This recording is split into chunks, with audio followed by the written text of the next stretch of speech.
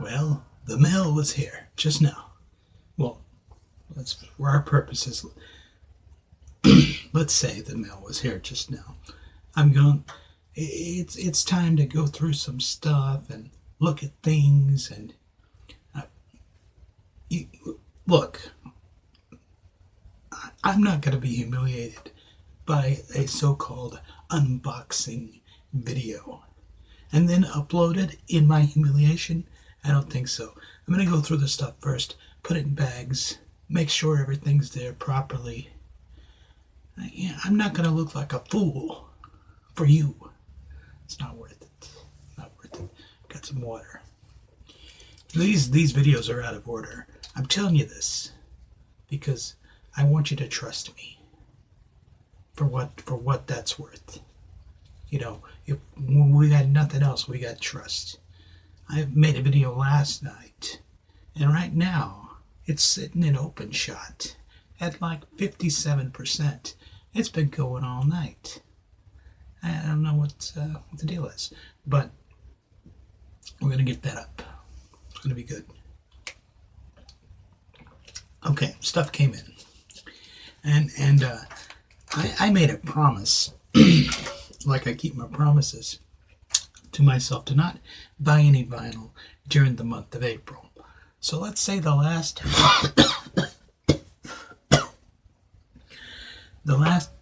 I can cut that out if I want, but I want to be, square with you, as the kids say. Anyway, so last week of March, I bought a few things off of Discogs, and they just came in thanks to the prompt service of the U.S. Postal Service. I believe it's called. Okay, so everything's in bags, everything's ready to go. In no particular order, in fact, out of order.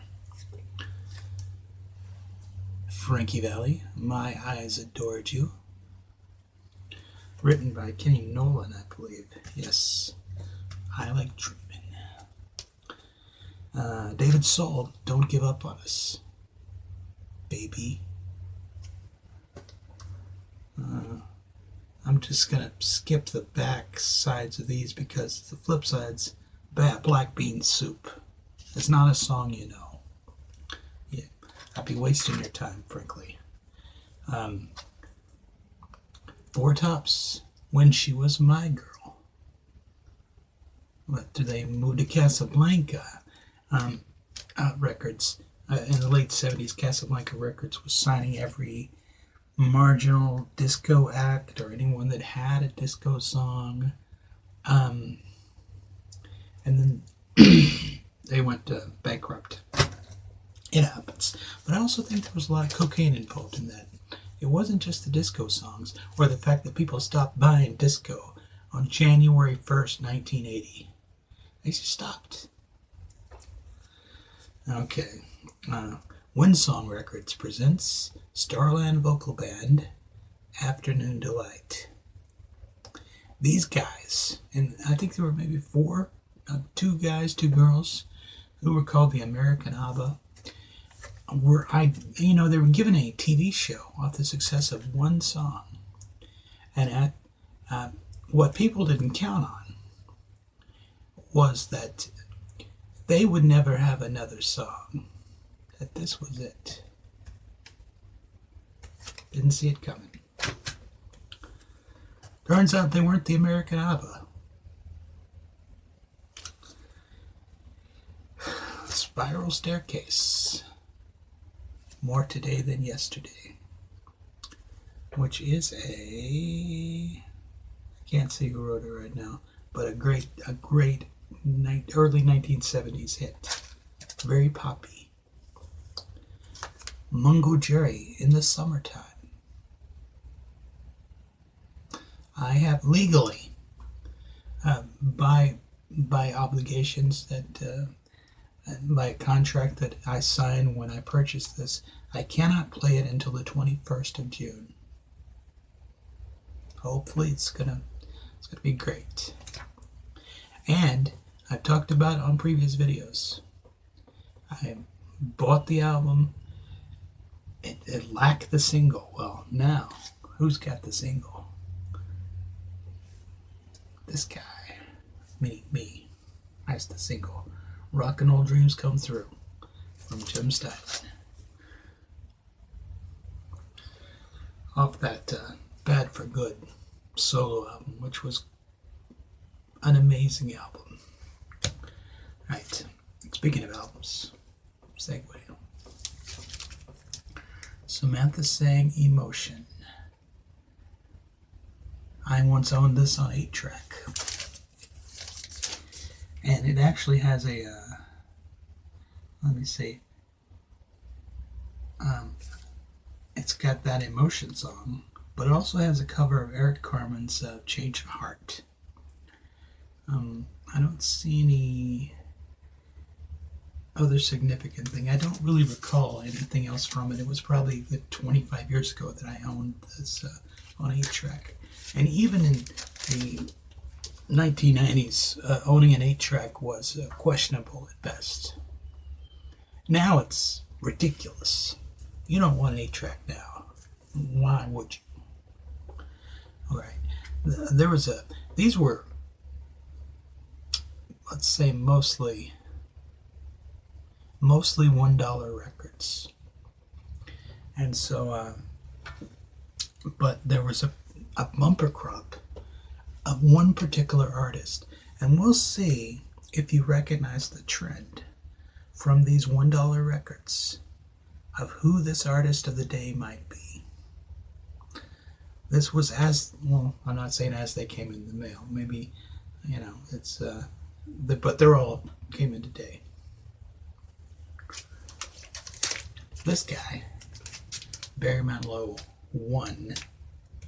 I'm not sure how that works. If he released this album under the title Barry Manilow 1, or was so presumptuous that he was going to be a huge star that they just put 1 there, knowing there would be 2 and 3 and whatever. And let's see what Could It Be Magic is on here.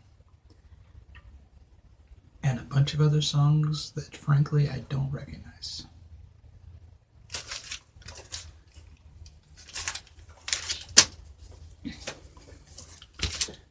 Barry Manilow 2. Okay, It's a Miracle. Mandy.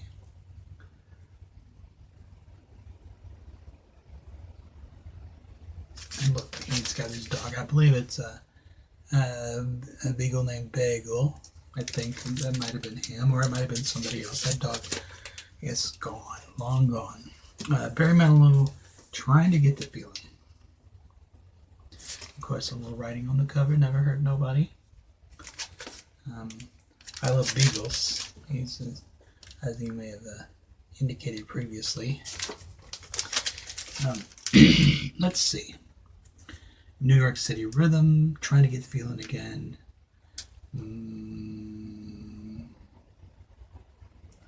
I write the songs. Look, about that. Not only did he not write I Write the Songs, he didn't write any of his big hits. I think he might have written Copacabana. I'm not even sure about that. But I Write the Songs was written by Bruce Johnson of the Beach Boys and was recorded before Barry recorded it. It was recorded by the Captain and Tennille, and I think David Cassidy was the first person to ever record it. Nobody remembers that. You tell me why. Christmas 1978. I got this. Of course, I've long since lost it, but I got it again with special modifications by some anonymous person. Barry Manilow, Even Now, and of course someone writes At the Copa, which is the wrong name of the song, Copacabana. Some good songs, Copacabana / brackets At the Copa in brackets, Somewhere in the Night, Can't Smile Without You. Even Now, of course, that's a great song.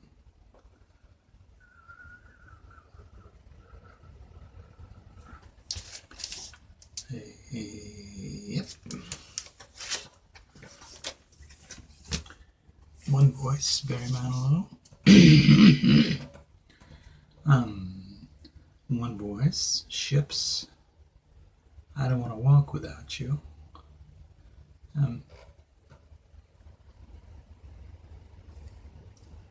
This was what, 1979? Something like that. Right? Things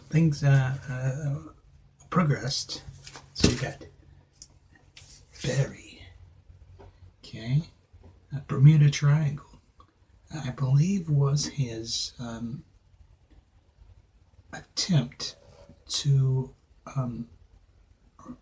duplicate Rupert Holmes' song, Escape, the Pina Colada song.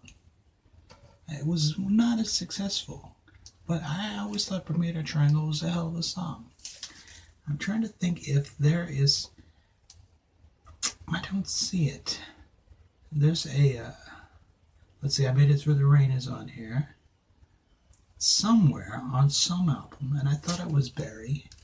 He did a duet with Lily Tomlin, which was a kind of a parody of the Barbra Streisand, Enough Is Enough, No More Tears. I'm not sure. I don't see it listed on here, and I don't know where it could be. I thought it was on this album. Alright, this is special. It was in shrink. I mean, literally in shrink, sealed. When I got it, it has been sealed for over 40 years. Well, not no more, because I got a knife after it and opened her up. This John Travolta album. My brother had this when I was a wee lad in the 70s, and let's see, this is literally a gold stamp promo, but the shrink is still on it. It's still got the hype sticker, but I opened it up because this is going to get played. There is a remake of the Nino Tempo and April Stevens song All Strung Out.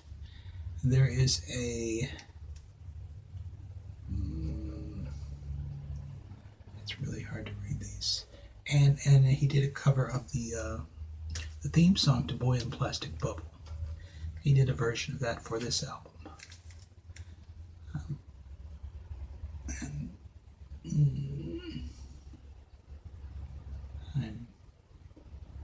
Let's see that. But it's here. This is the real, actual Travolta album at the height of his powers and hair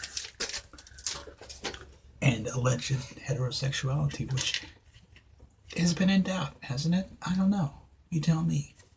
I'm not page 6. I'm page 5. But don't let me be misunderstood. Santa Esmeralda, which occupies about half of a side. I mean, it's a really long song. Disco flinged. Starring Leroy Gomez. We had this on 8-track as I was a kid. These are all like a buck. Jigsaw, Sky High. This was a huge 1975 hit. Colossal. And there's a couple of really good songs on here. I remember Have You Heard the News? Very good.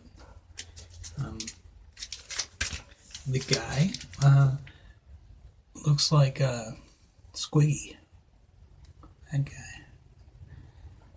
That's a 70s reference. I had this on LP. I bought it at a flea market in the 1980s. And of course, in the sad and tragic loss of everything in the storage unit Holocaust of 1993, I lost it and everything else, including the Falstaff poster, which, come on, I needed that. One day I'll have it again. Of course, Barbie Benton, Something New. Barbie Benton was a Playboy and Playmate. somewhat of an actress. She was in Death Stalker and Hospital Massacre, aka X-Ray. And she was Hugh Hefner's live-in girlfriend for about 10 years. But strangely, this is on Playboy Records, as are all of her records. And not a bad singer. Interesting musical choices. She covers Janice Ian's In the Winter. And Tom Waits' song, I would believe it is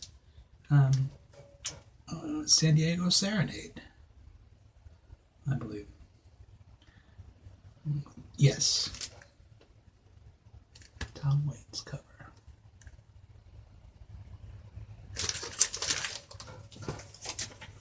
Oh, how she is as a singer?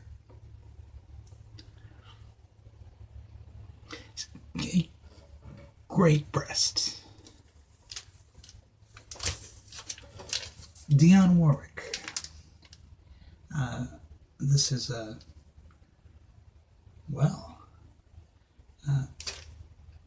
I'll Never Fall in Love Again. It's got, of course, that song. And Raindrops Keep Falling on My Head. And Loneliness Remembers What Happiness Forgets. Something. Didn't We? And My Way. This is after a Burt Bacharach, Hal David joint. So this has got to be good.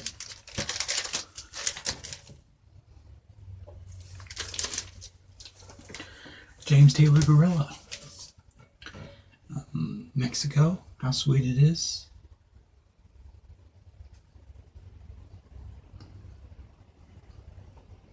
And Gorilla, of course. Words. This is a white label promo. I was interested to pick it up, and I was looking for a copy. And I used to have it on 8-track, which I had a lot of things on 8-track as a youth.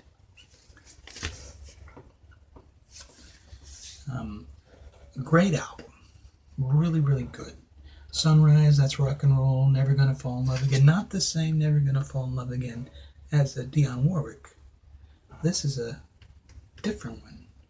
All by Myself. A little Rachmaninoff there. A little bit. Last Night. On Broadway. Promotional copy.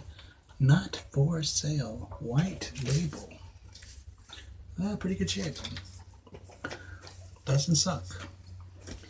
Pablo Cruz, Place in the Sun. What You Gonna Do? And others. I heard Casey Kasem talking about Pablo Cruz, and people was thought in the 70s that Pablo Cruz was the name of a guy. But it's like, oh, we thought Pink Floyd was a guy. No, and this is the only time you're going to hear Pink Floyd and Pablo Cruz mentioned together in comparison with each other at all, because they're not that much alike. There's similarities, okay, but no. Here's one. Barry Manilow, This One's For You. Of course, This One's For You, Daybreak, Jump Shout Boogie, Weekend in New England, huge hit. Let Me Go, All the Time.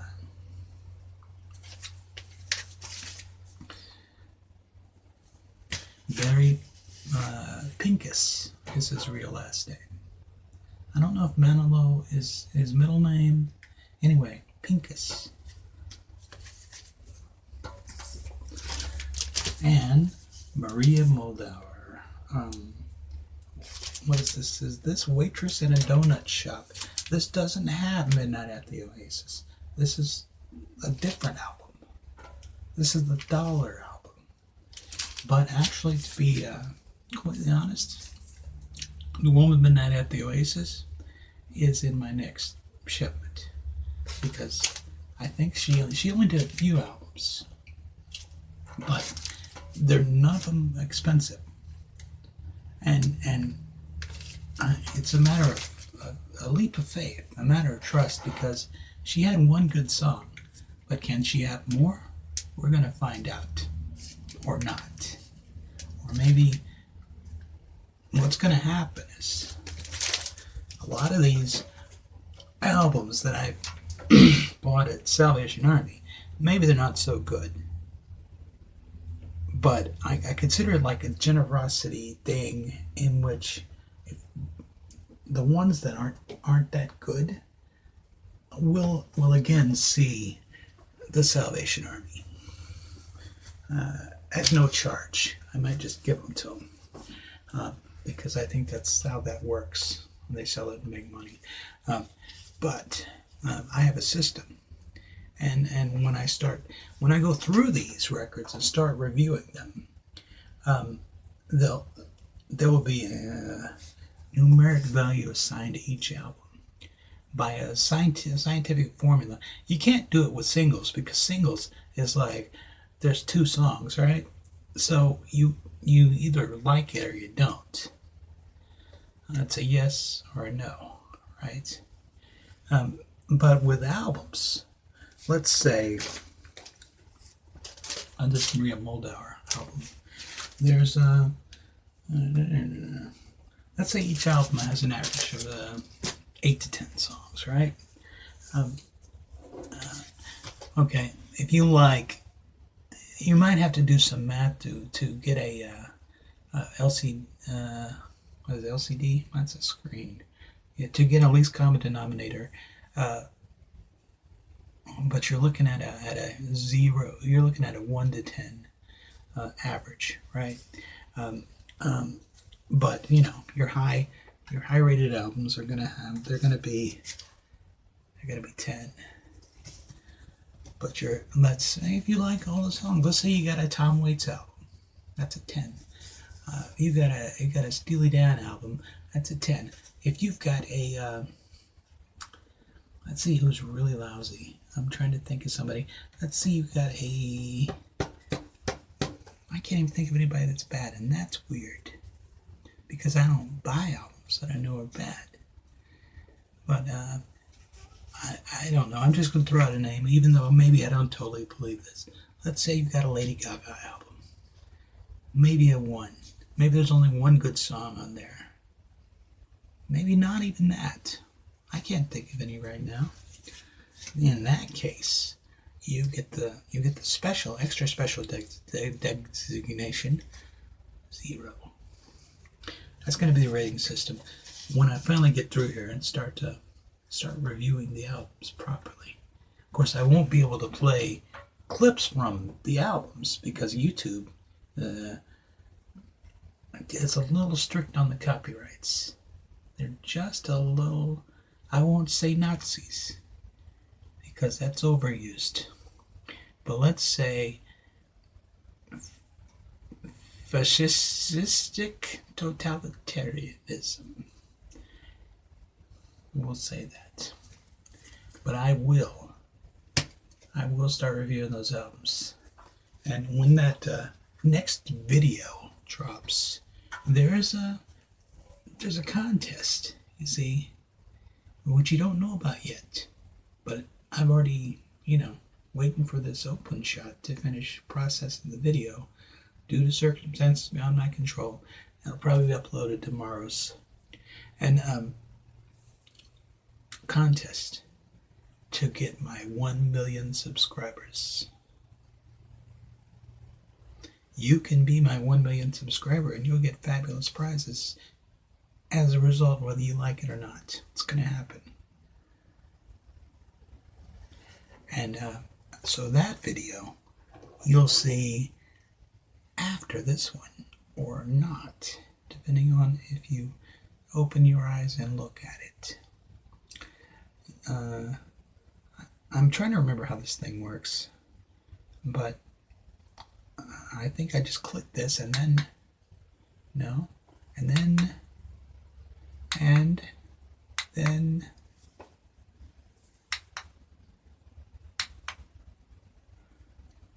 this came free with the tripod, so I guess I can complain if it never works.